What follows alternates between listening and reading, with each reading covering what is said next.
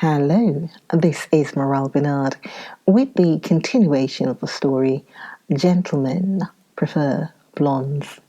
And by the way, please subscribe to the channel and please share the videos. Much appreciated. Last words were that I will have to leave Jerry, and both Jerry and I have made up our minds not to be separated from one another from now on. Journal entry, March 31st. Last night, Jerry and I had dinner at quite a quaint place where we had roast beef and baked potato. I mean, he always wants me to have food which is what he calls nourishing, which most gentlemen never seem to think about. So then we took a hansom cab and drove for hours around the park because Jerry said the air would be good for me. It really is very sweet to have someone think of all those things that gentlemen hardly ever seem to think about. So then we talked quite a lot. I mean, Jerry knows how to draw a girl out, and I told him things that I really would not even put in my diary. So when he heard all about my life, he became quite depressed, and we both had tears in our eyes because he said he never dreamed a girl could go through so much as I and come out so sweet and not made bitter by it all. I mean, Jerry thinks that most gentlemen are brutes and hardly ever think about a girl's soul. So it seems that Jerry has had quite a lot of trouble himself, and he cannot even get married on account of his wife. He and she have never been in love with each other, but she was a suffragette and asked him to marry her, so what could he do? So we rode all around the park until quite late, talking and philosophizing quite a lot, and I finally told him that I thought, after all, that bird life was the highest form of civilization. So Jerry calls me his little thinker, and I really would not be surprised if all of my thoughts will give him quite a few ideas for his novels. Because Jerry says he has never seen a girl of my personal appearance with so many brains. And he had almost given up looking for his ideal when our paths seemed to cross each other. And I told him I really thought a thing like that was nearly always the result of fate. So Jerry says that I remind him quite a lot of Helen of Troy, who was of Greek extraction. But the only Greek I know is a Greek gentleman by the name of Mr. Gorgopolis, who is really quite wealthy, and he is what Dorothy and I call a shopper, because you can always call him up at any hour and ask him to go shopping, and he is always quite delighted, which very few gentlemen seem to be. And he never seems to care how much anything costs. I mean, Mr. Gorgopolis is also quite cultured, as I know quite a few gentlemen who can speak to a waiter in French, but Mr. Gorgopolis can also speak to a waiter in Greek, which very few gentlemen seem to be able to do. Entry, journal entry, April the 1st. I am taking special pains with my diary from now on, as I'm really writing it for Jerry. I mean, he and I are going to read it together some evening in front of the fireplace. But Jerry leaves this evening for Boston, as he has to lecture about all of his works at Boston, but he will rush right back as soon as possible.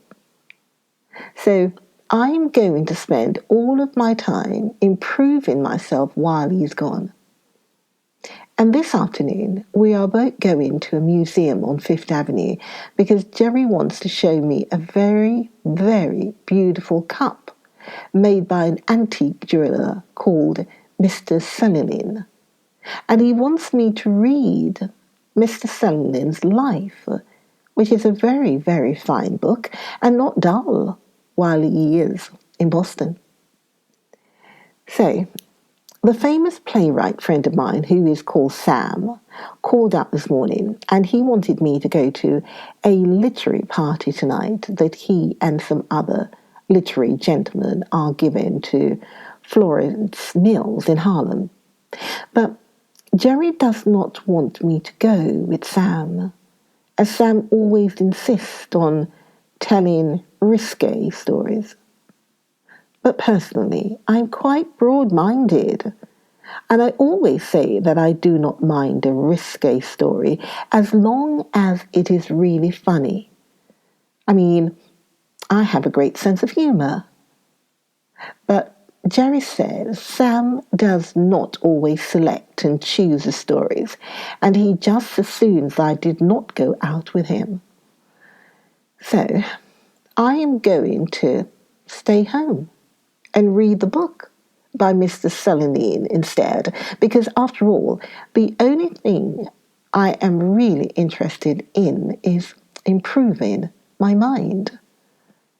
So I'm going to do nothing else but improve my mind while Jerry is in Boston. I mean, I just received a cable from Willie Gwynn, who arrives from Europe tomorrow. But I'm not even going to bother to see him. He is a sweet boy, but he never gets anywhere.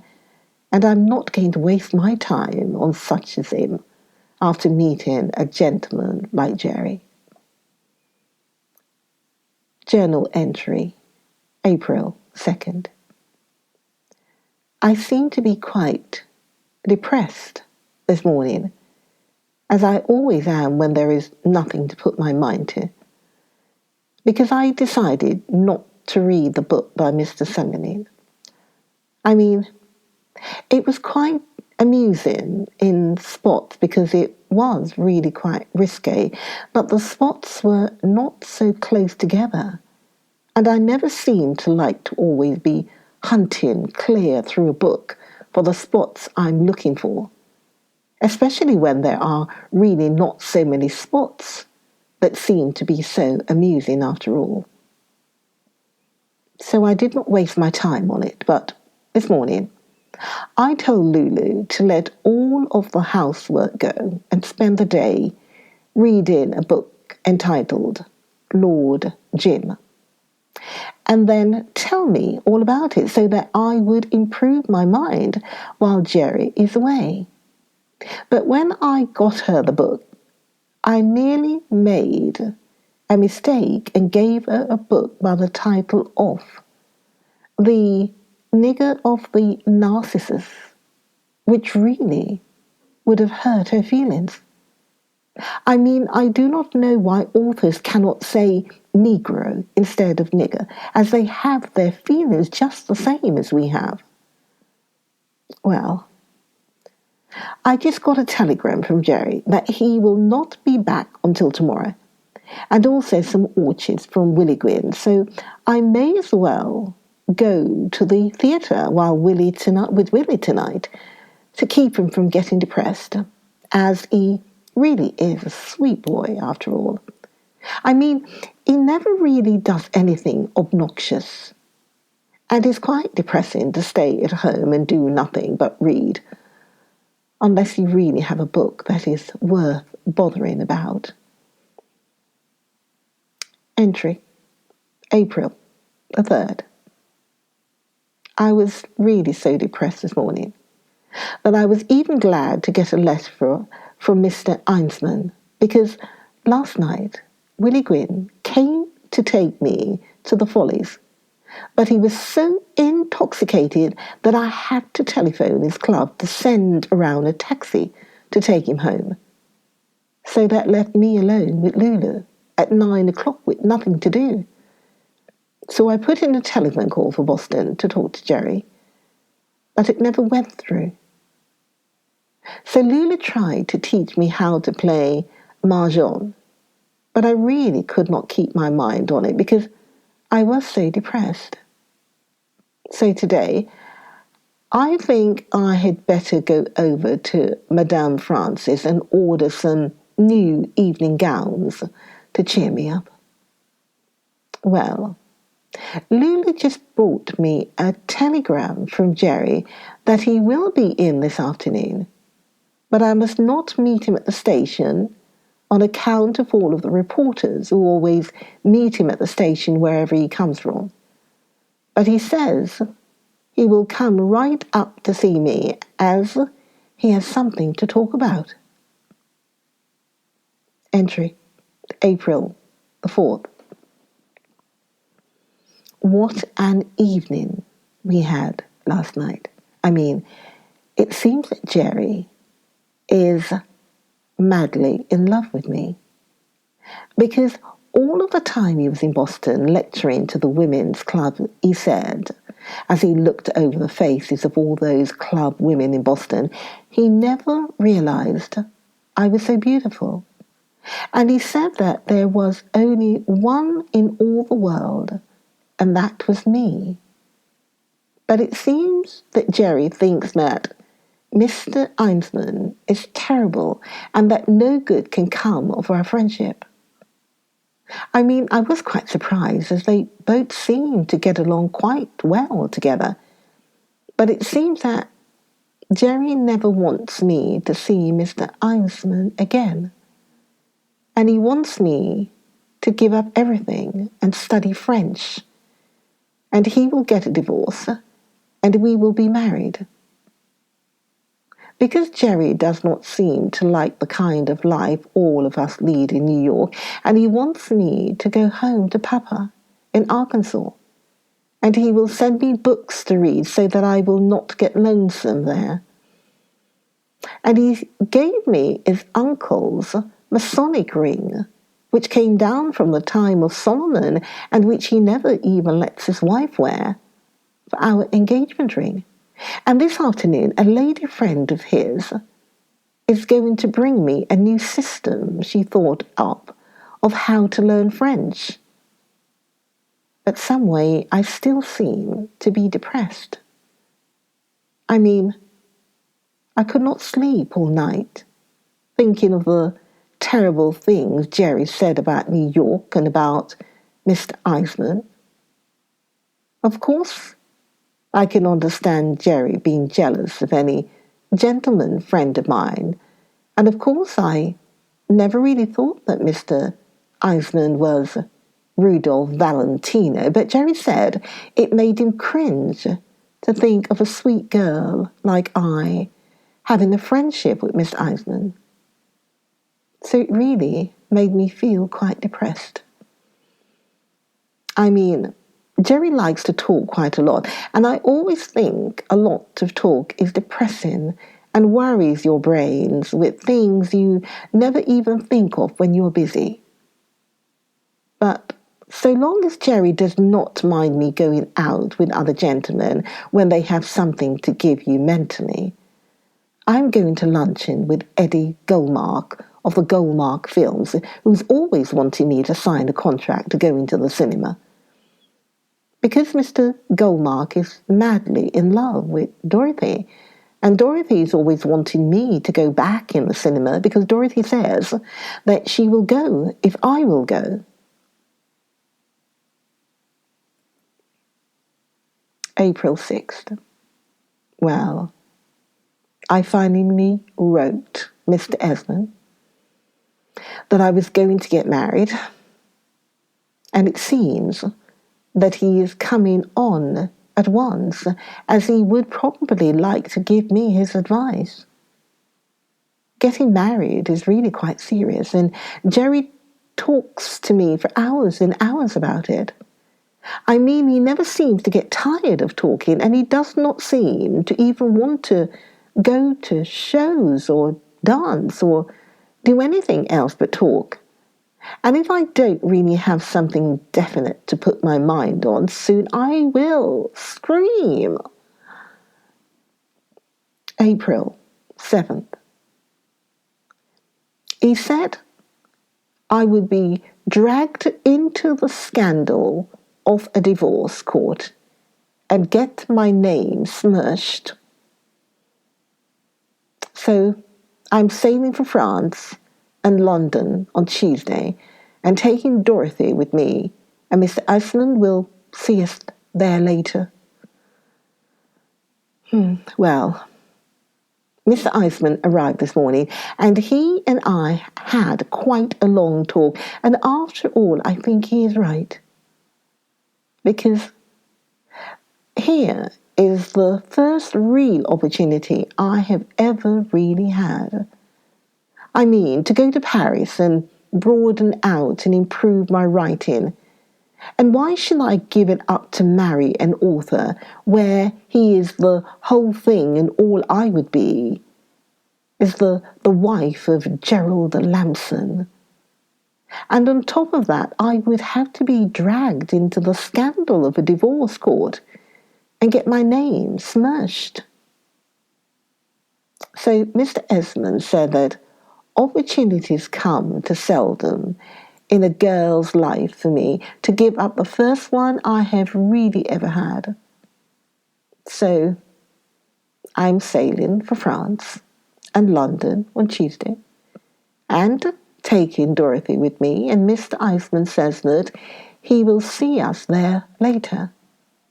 So Dorothy knows all of the ropes and she can get along in Paris just as though she knew French, and besides, she knows a French gentleman who was born and raised there, who speaks it like a native and knows Paris like a book. And Dorothy says that when we get to London, nearly everybody speaks English anyway. So it is quite lucky that Mr. Lamson is out lecturing in Cincinnati, and he will not be back until Wednesday, and I can send him a letter and tell him that I have to go to Europe now, but I will see him later perhaps. So anyway, I will be spared listening to any more of his depressing conversation. So Mr. Esmond gave me quite a nice string of pearls, and he gave Dorothy a diamond pin, and we all went to the colony for dinner, and we all went to a show and supper at the Trocadero, and we all spent quite a pleasant evening. April the 11th. Well, Dorothy and I are really on the ship sailing to Europe, as anyone could tell by looking at the ocean. I always love the ocean. I mean, I always love a ship, and I really love the Majestic, because you would not know it was a ship because it is just like being at the Ritz. And the steward says the ocean is not so obnoxious this month as it generally is. So, Mr. Esmond is going to meet us next month in Paris because he has to be there on business. I mean, he always says that there is really no place to see the latest styles in buttons like Paris. So Dorothy is out taking a walk up and down the deck with a gentleman she met on the steps, but I'm not going to waste my time going around with gentlemen, because if I did nothing but go around, I would not finish my diary or read good books, which I am always reading to improve my mind. But Dorothy really does not care about her mind. And I always scold her because she does nothing but waste her time by going around with gentlemen who do not have anything, when Eddie Goldmark of the Goldmark films is really quite wealthy and can make a girl delightful presents. But she does nothing but waste her time, and yesterday, which was really the day before we sail, she would not go to luncheon with Mr. Goldmark. But she went to luncheon to meet a gentleman called Mr. Metcalfe from Baltimore, who really only prints a green magazine, which has not even got any pictures in it. But Mr. Esmond is always saying that every girl does not want to get ahead and get educated, like me. Why not? Join me in the next video. The next video of Gentlemen Prefer Blondes. Join me, Morel Bernard, for the next video of Gentlemen Prefer Blondes. Okay, see you in the next video. Morel saying bye for now.